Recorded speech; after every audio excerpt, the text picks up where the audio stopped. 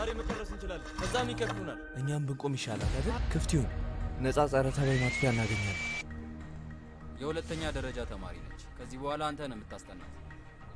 ምን ማለት ነው? በቃ የሀብታም ልጅ ታስጠናለህ።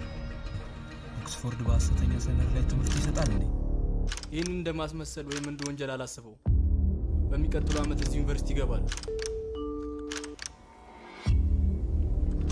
ዛሬ ለመጀመሪያ ጊዜ ስታስጠናት እኔም አብራችሁ ብቀመጥ ቅር ይልሃል እንዴ?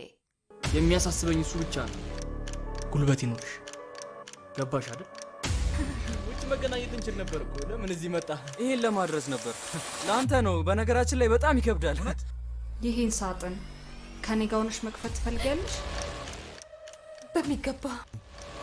ስለዚህ እቅድ አለ ማለት ነው? ቅድም እኮ እቅድ አለኝ ብለህ ልትታወቂያ ትፈልጊያለሽ? እውነት እሱን ማወቅ ትፈልጊያለሽ? አዎ እርግጠኛ ነኝ። ይሄ ይጠቅማል። ማነሽ?